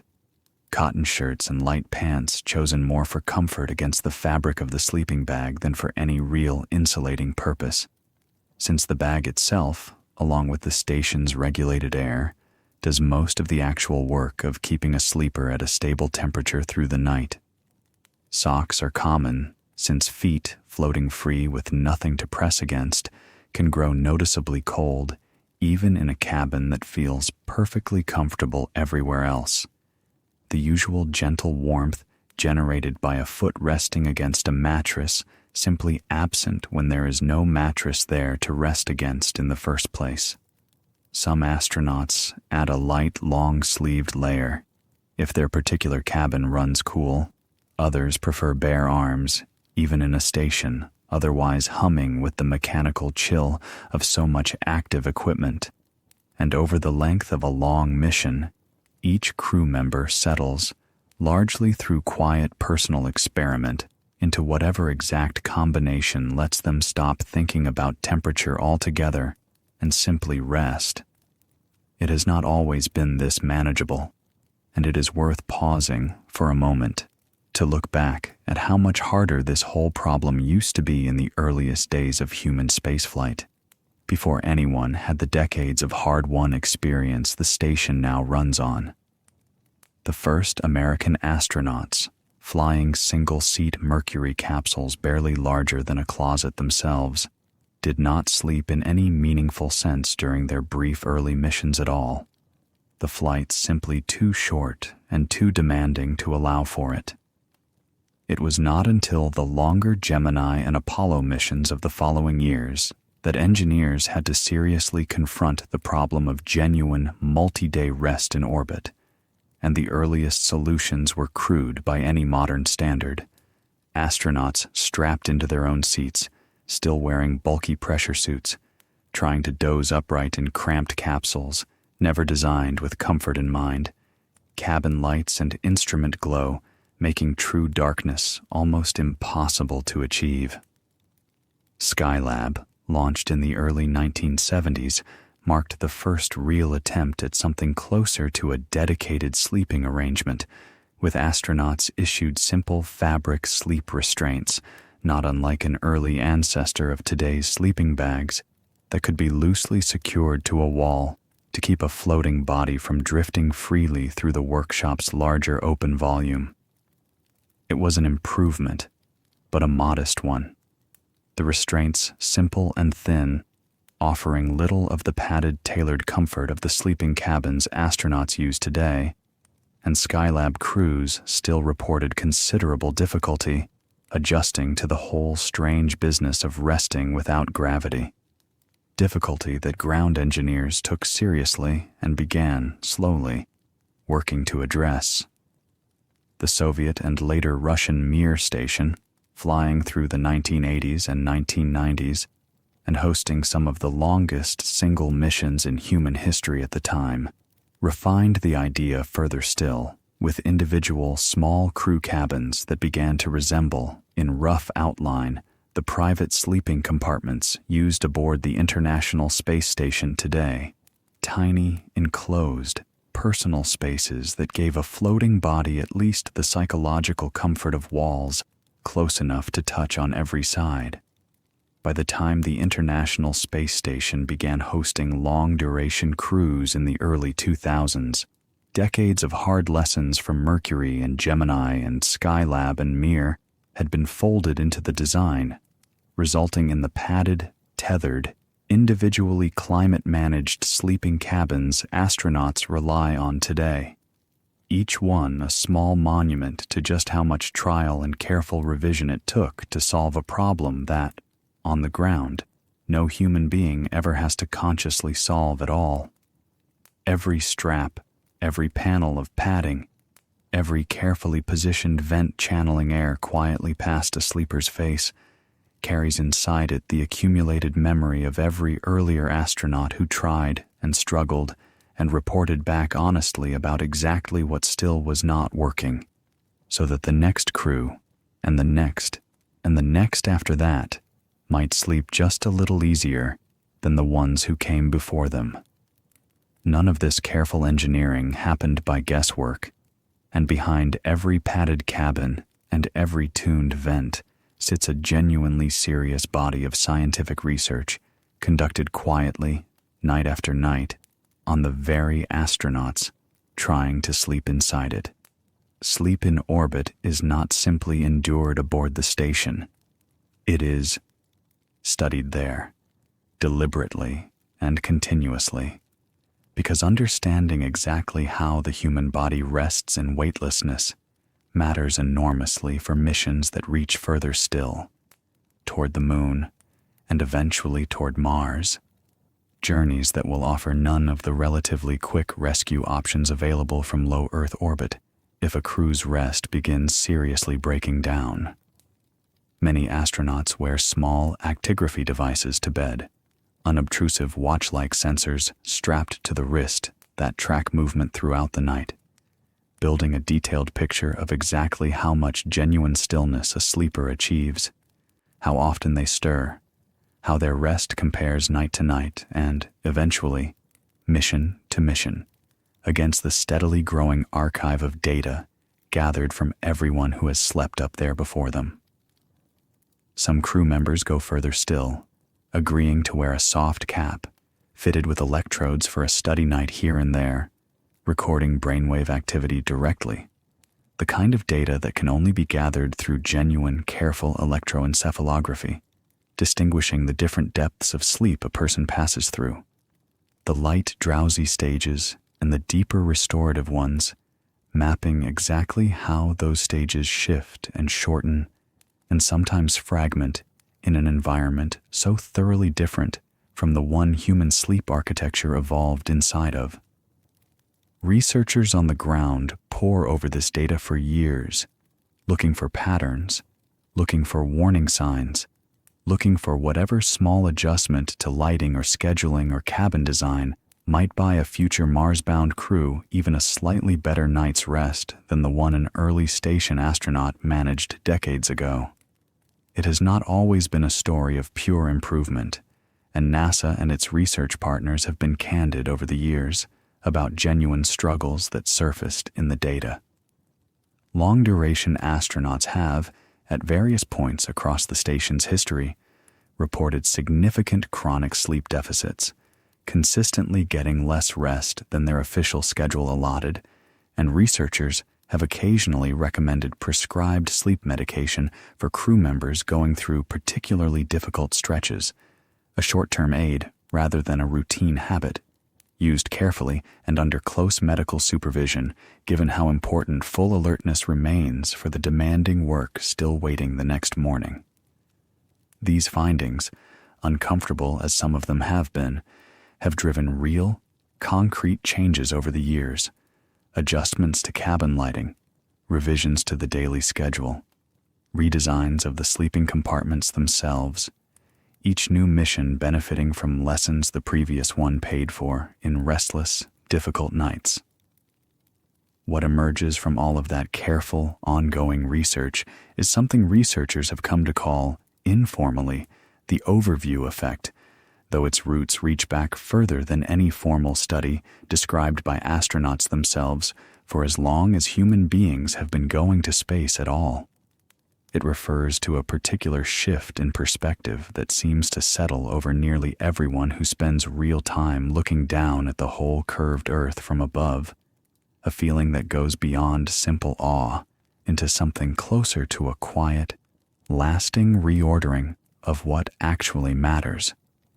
Borders disappear entirely from that vantage point, the whole tangled history of human conflict and division rendered invisible against the single unbroken curve of blue and white and brown turning silently below. Astronauts have spoken about carrying that shifted perspective home with them long after a mission ends, a changed sense of scale, of fragility, of how thin and precious the atmosphere really looks from outside it, a pale blue thread wrapped around the only home the species has ever known. That feeling tends to arrive most powerfully, astronauts say, in exactly the quiet hours this whole story has been circling around, the last stretch of personal time before the sleeping bag, when the working day's demands have finally eased and there is nothing left to do but float at the cupola window and simply look. Some of the longest-serving astronauts in station history have described those particular minutes as the ones they miss most, once a mission ends and gravity reclaims them. The specific, irreplaceable experience of watching an entire hemisphere slide past in silence, City lights and lightning storms and the pale, glowing edge of the atmosphere, all passing beneath a body that is, for those few minutes, doing absolutely nothing but witnessing it. One astronaut who spent nearly a full year aboard the station, far longer than the typical 6-month rotation, has spoken publicly about how that extended stretch of time reshaped his own relationship with those nightly views. The early months full of the same wide-eyed wonder every new arrival describes, the later months settling into something quieter and, in his own telling, even more meaningful, a kind of easy, familiar companionship with a view he had, by then, watched change through every season Earth below him was passing through, even as the station itself never stopped, not once, circling at the same relentless, reliable pace. Another astronaut, holding her own record for the longest single spaceflight completed by a woman, has described the particular, specific quality of watching aurora ripple across the planet's poles from directly above them, a sight almost no one on the ground will ever have the chance to see from that particular angle. Green and violet light folding and shifting across the dark curve of the Earth, like something alive. These are not, it is worth saying plainly, small or easily dismissed experiences, and mission psychologists take them seriously as a genuine, measurable part of what keeps a long-duration crew mentally steady across months of isolation and confinement. The overview effect is not simply a poetic footnote tacked onto the harder, more technical business of orbital sleep. It functions, for many astronauts, as something closer to medicine, a nightly dose of perspective and calm deliberately built into the schedule's last quiet hour, standing between the demanding labor of the working day and the strange, weightless rest still waiting at the end of the corridor. And so, the ritual holds, night after night, mission after mission. The exercise, the meal, the call home, the tea held warm between the hands, the last unhurried minutes at the window watching a whole world turn silently below, and then, finally, the walk back to the small padded cabin, the straps, the mask, and the long floating fall into sleep. The crew sharing that cupola view and sharing every one of the small rituals built around it rarely comes from just one country, and the sleeping schedule on the station has always had to bend itself around a genuinely international arrangement that most people on the ground never think much about. American, Russian, European, Japanese, and Canadian astronauts have all lived and slept aboard the station together, sometimes 3 or 4 nationalities represented in a single small crew. And while the official schedule runs on Greenwich Mean Time for everyone regardless of home country, the culture each astronaut carries with them into their sleeping cabin does not simply disappear the moment they cross into orbit. Russian cosmonauts, trained through a space program with its own long, distinct history stretching back to Gagarin, bring their own particular habits and traditions into the sleeping schedule. Some of them decades old, carried forward mission after mission, the way any deeply rooted institutional culture tends to persist. American astronauts, trained through NASA's own separate but closely intertwined program, bring a different set of small habits, and over years of living and working together aboard the same station, those separate traditions have quietly blended into something that belongs, at this point, to the station itself rather than to any single space agency. Language plays its own small part in the nightly rhythm, too. Crew communication, particularly around technical operations, tends to run in a blend of English and Russian, and astronauts joining a long-duration mission spend real time before launch simply learning enough of whichever language is not their own to handle both routine conversation and, more critically, emergency procedures without hesitation or confusion. That linguistic effort does not stop the moment the working day ends either, and many astronauts describe their last conversations before the sleeping period, the easy, informal chat over a shared meal or a quiet moment near the cupola, drifting naturally between languages depending on who happens to be nearby, a small daily reminder that the isolation of the station is shared. Isolation, carried together by people who, on the ground, would likely never have crossed paths at all. There is something quietly moving in that fact, worth sitting with for a moment before we head toward the close of this particular telling.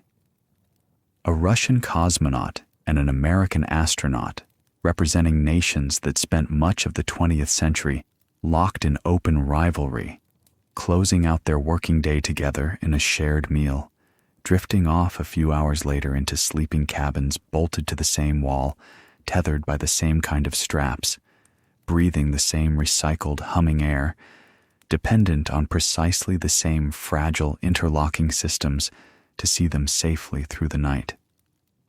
Whatever tensions might exist between the countries that sent them up there, up on the station itself, in that particular small metal world, survival and rest have never recognized a border, and the sleeping schedule that governs every single night aboard the station has always, without exception, belonged to everyone on board equally.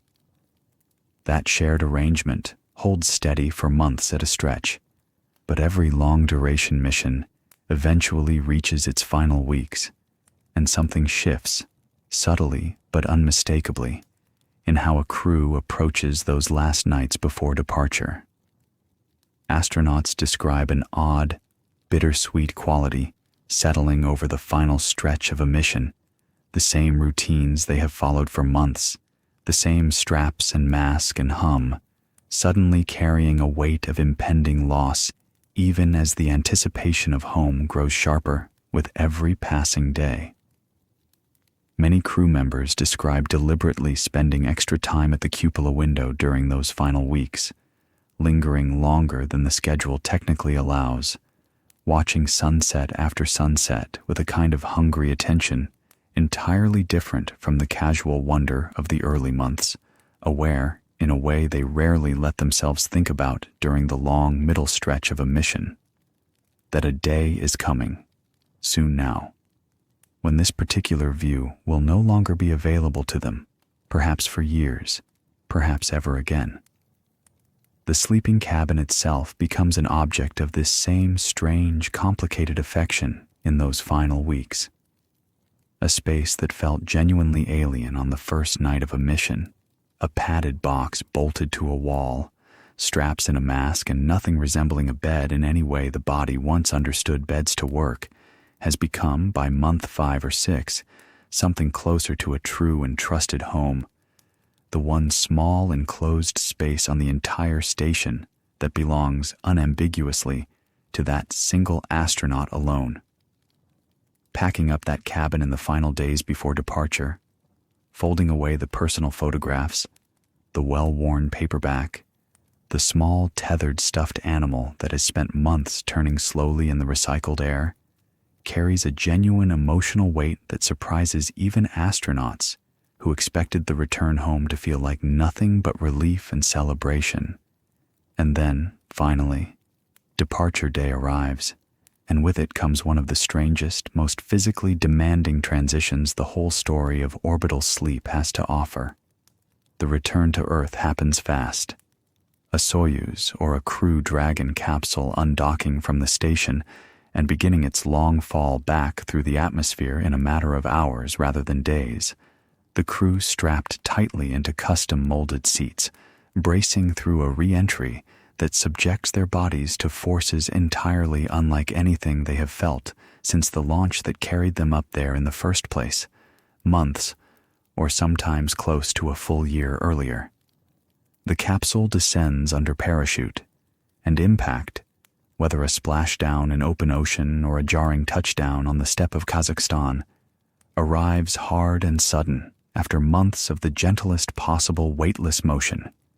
gravity reasserting itself all at once, without warning, without any gradual reintroduction at all. What follows immediately afterward is, by nearly every returning astronaut's account, one of the strangest physical experiences a human body can have.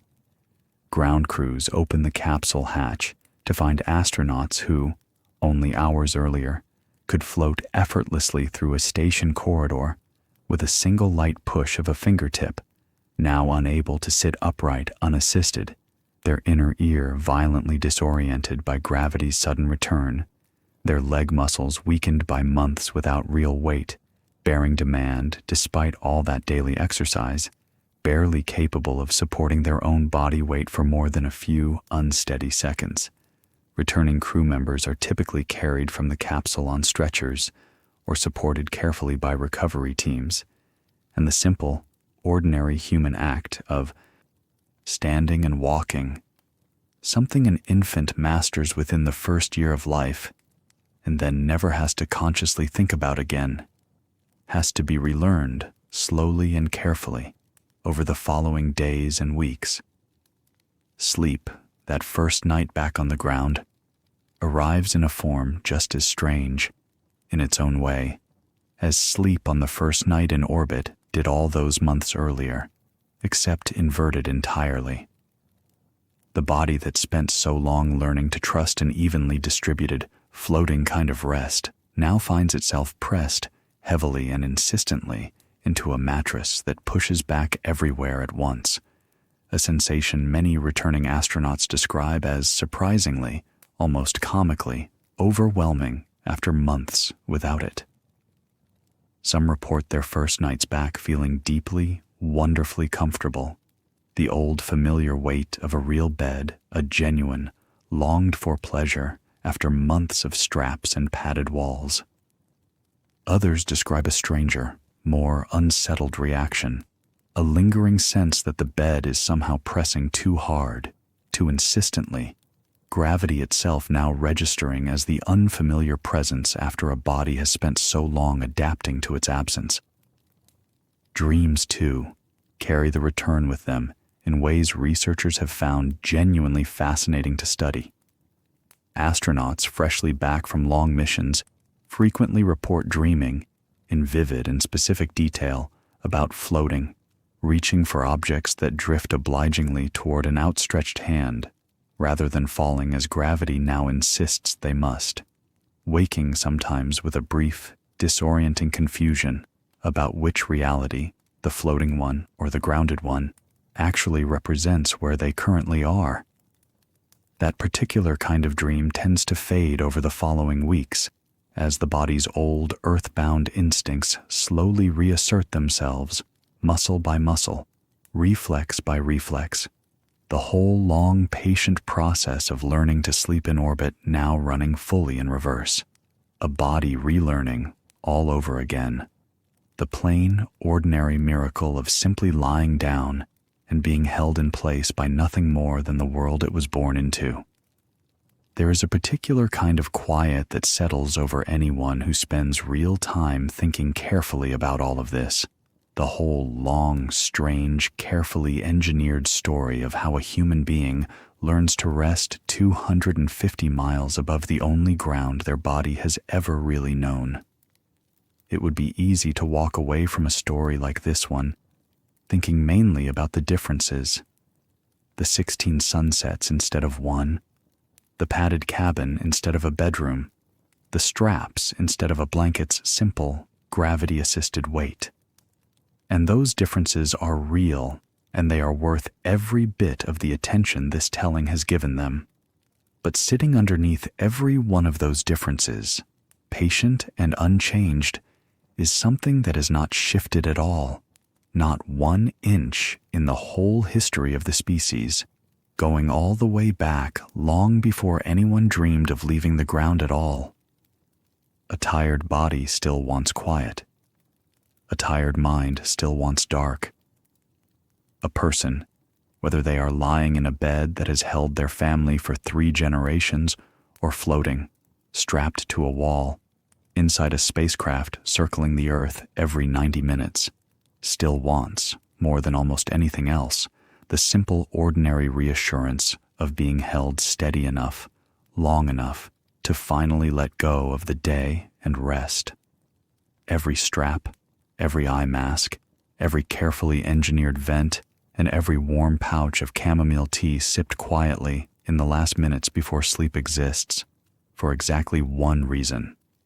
The same reason a blanket exists, the same reason a pillow exists, the same reason humans have always, in every era and every corner of the world, built small rituals around the business of closing out one day and opening into the next.